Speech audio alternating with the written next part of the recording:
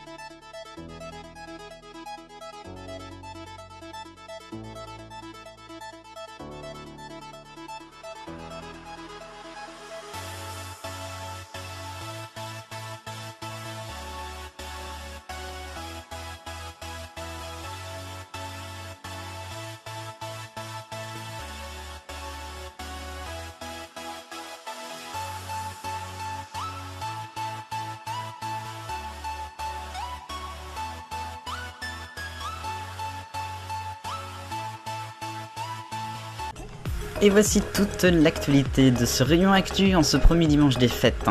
Enfin, c'est pas encore commencé vraiment. Allez, dans l'actualité, eh bien, une information qui nous est tombée samedi dernier, puisque Emmanuel Macron a fait un discours sur l'égalité femmes-hommes. C'était à Paris samedi dernier.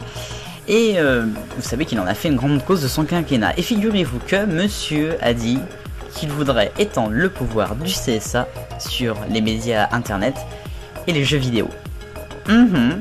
Alors bon, internet, bon courage pour faire ça. Et puis les jeux vidéo, ça par contre je suis pas d'accord du tout. À suivre donc comme affaire.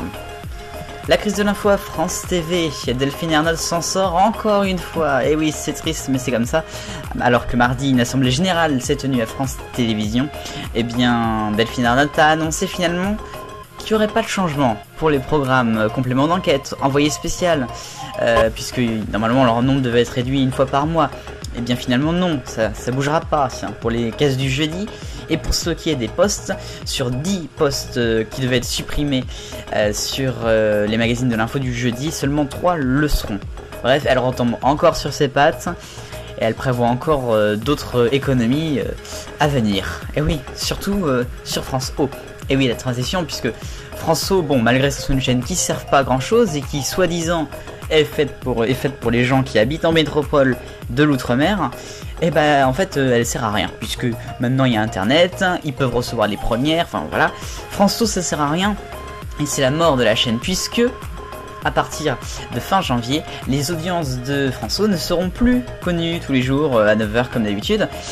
Et bien oui, et tout cela ça veut dire qu'on le saura qu'une fois par mois, ce qui fait que France O gagnera pas d'argent des audiences. Bah tu vas me dire, vu ce qu'elle fait comme audience, c'est triste. C'est tombé comme ça, tiens. Mercredi midi, heure française, l'information choc est tombée. Matt Lauer, le présentateur depuis 20 ans de la matinale la plus vieille au monde, Today, sur NBC, a été viré immédiatement après avoir découvert qu'il aurait été l'auteur d'harcèlement sexuel sur des journalistes de NBC News.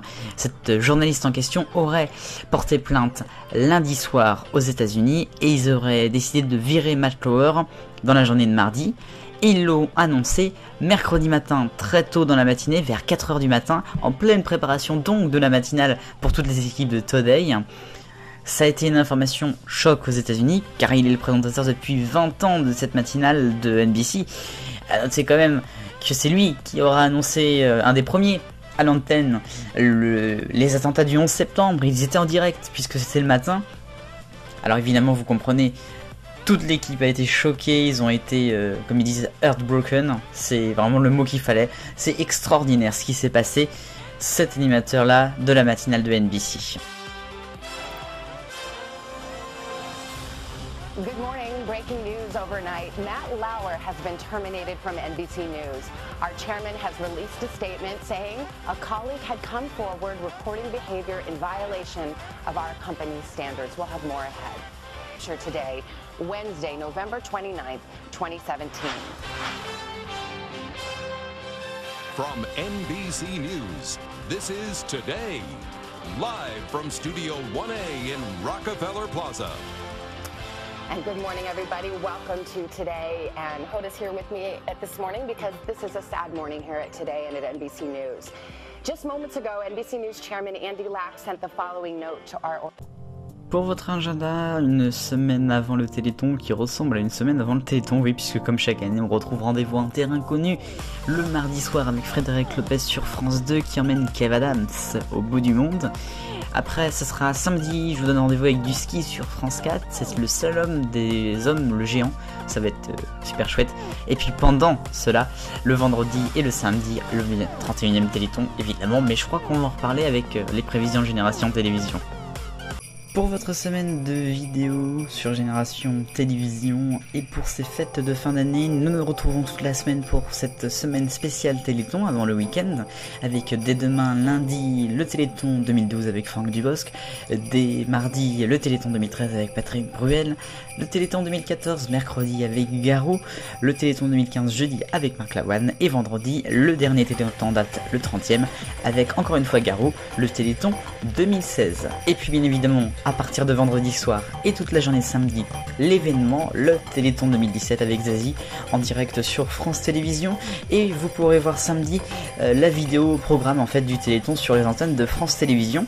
Et puis nous nous retrouverons dimanche pour TV 168. Alors TV 168 ne parlera pas beaucoup de Téléthon la semaine prochaine car il aura été enregistré avant l'annonce du compteur final, c'est-à-dire vers 2h du matin évidemment, mais on en parlera dès le lundi avec une vidéo spéciale.